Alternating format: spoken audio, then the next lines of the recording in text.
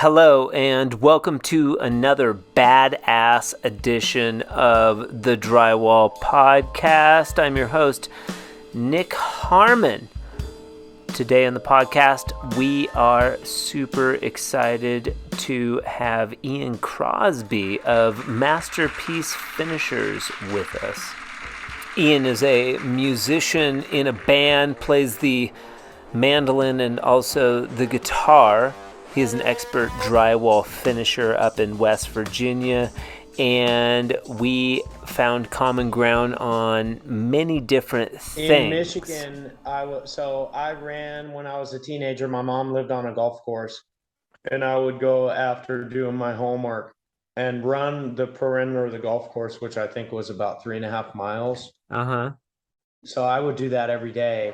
And then they built a trail across the Courtney Campbell Causeway in Pinellas, which is a bridge across the bay from Clearwater to Tampa, and it's 9.9 miles long.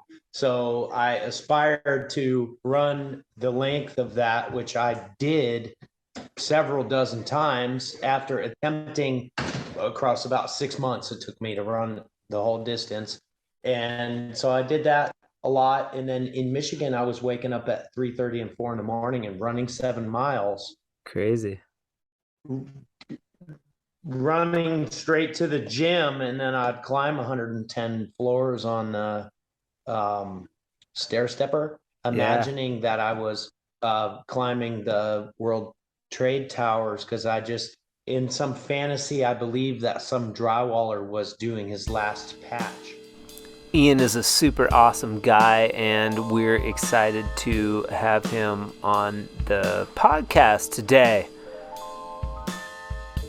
The Drywall Podcast is brought to you by Fresco Harmony. Fresco Harmony, making walls better since 2004. If you'd like more information on Fresco Harmony, you can email me directly at info@frescoharmony.com. and we'll send you a sample pack for free. The Drywall Podcast is available for your listening pleasure on Podbean, Spotify, Apple Podcast, and YouTube. Without further ado, Ian Crosby, the 13th podcast on the Drywall Podcast. Let's get into it. Fresco Harmony. Well, I am on top of a hill in almost heaven, west by God, Virginia, and sometimes the cell phone service is a little spotty up here. So Sure. Well, I like the audio. We've got Ian Crosby of Masterpiece Finishers, great grandson of the famous Crosby of Crosby, Stills, Nash. A lot of people don't know that. A lot of people don't know that. You said great grandson. Why? Because he's like now, right? Because he's like 110. Right. And side note, like, I'm a huge Crosby, Stills, and Nash fan, and Neil Young, of course. I always have been, but I watched a documentary about him recently that portrayed him as sort of a villainous narcissist. Yeah, he was kind of the douche of the band. The douche, yeah. He's like totally too much bro, too much douche. Great songwriter though, Buffalo Springfield. And vocalist. Yeah. Yep. So have you heard some of his a cappella stuff where it's just like him and the guitar? There's some albums out there where it's just him and the guitar, and it's just like the dude's next level for sure. So no shame. He's afforded himself some douchery. Have I? I don't know. We'll find out. More will be revealed, Ian. More will be revealed. We have a whole hour. To discuss Masterpiece Finishers, music. We'll just see where the wind blows us from Virginia and beyond. West Virginia. It's the same thing. West Virginia. Seceded from the Union during the Civil War. So yeah, it's very important in West Virginia. Yeah, you don't want to make that mistake. Virginia is like button-up conservative horse owners. Okay. And West Virginia is like sweaty t-shirt, I'm out looking for my horse that ran Okay. away. All right. Sort of. There's a fantastic documentary called This is The Story of Us, US. And Okay. it's a fast like crash course through history. I think it's on the History Channel. It's a fantastic like 10-part series about the history of the United States. It's really great. I'll have to check that out. Yeah. You seem pretty young to me. How old are we looking at here? I'm 35. I'll be 36 this year, and I have seemed young to myself too up to like the Yeah, last couple of years. sure. Yeah, injuries take a lot longer. You know, like I How have to old are you now? 46. Oh wow. Yeah, Like you still look I have to take way better care of myself. I have to be more conscious about what I eat, about what foam, time you even. foam rolling, exercise, and stretching, and like that sort of weird stuff. Like I never had to do. Do you still do installations in the field? Yeah, I just did that bathroom that I posted on the Fresco Harmony page. I don't know if you Right. follow. It was Yeah, I like do. JJ Ash bathroom. What is JJ Ash? It's a color. Oh, okay. That's one of your colors, sort of like exclusive. That's JJ Ash right there. It's gorgeous. I love it.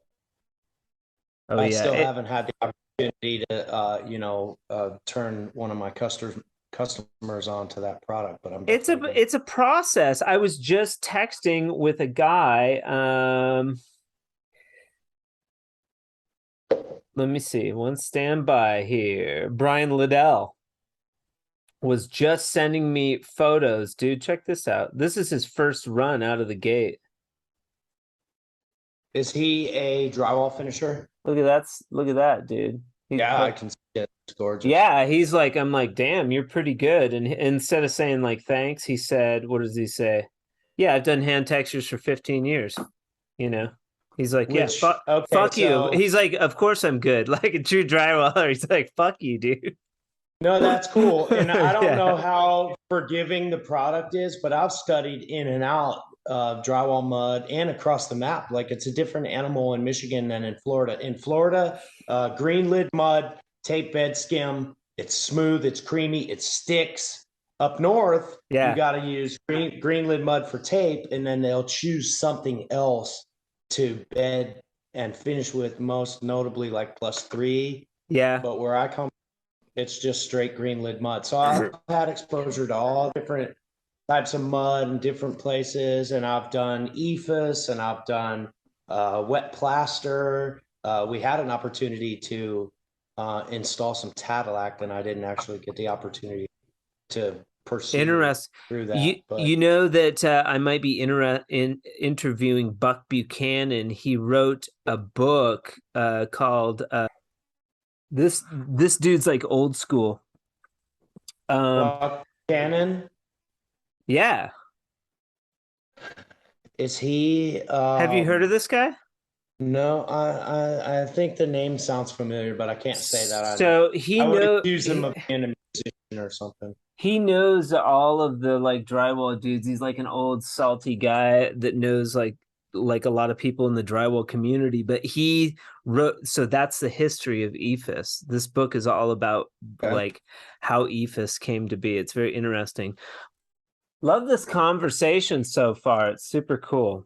Well, I mean, you know, I like talking about Fresco, but this is how the podcast started, was because I would talk to dudes like you and we would start chatting about Fresco Harmony, and it would turn into this long conversation, like whether it's about texture or walls or mud or whatever. But the Fresco Harmony, the interesting part was the Fresco Harmony was always the catalyst to these unique drywall conversations. Right. And so part of me and the ego is like, oh, well, I don't want it to be about Fresco Harmony. You know, like, yeah, I want to market Fresco Harmony, but like, I don't want it to be all about Fresco Harmony. The other part of me is like, dude, shut up. It's like, yeah, no, and I think that you should peddle the product. And also I think that it is a link that ties so many aspects of drywall together. Yeah. I mean, look, I'm interested in what you're doing, and now you have an example. Yeah, so this is step A bowl. So see that corner? Look at that. Yeah. So that's what. Yeah. So my original idea was, oh, that's cool. This is called 3/4-inch step bowl. It's a bull nose with a little step. Okay. How badass is that? Right. That's a corner I've bead. seen it, but I installed it. I did 2 full houses. So the video's on YouTube. It's called The Venetian Corner by Fresco Harmony. I'll share the link with you or whatever.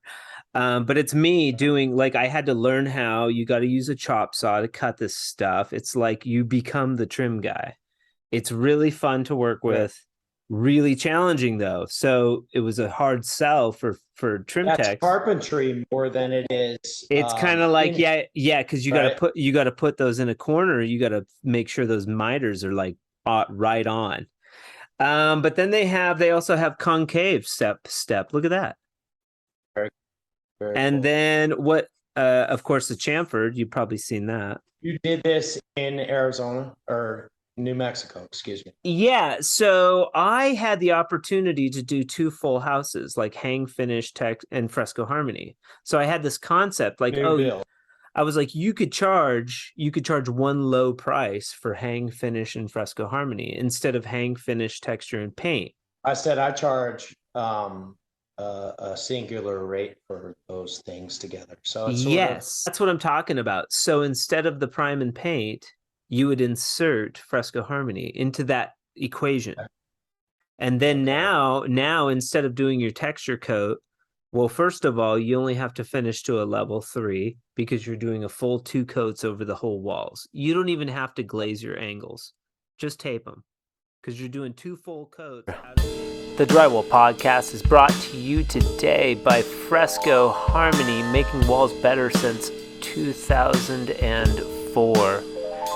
If you'd like more information on the Drywall Podcast, Fresco Harmony, or anything, feel free to contact me at info@frescoharmony.com. We appreciate you listening to the Drywall Podcast today. Remember, keep drywalling.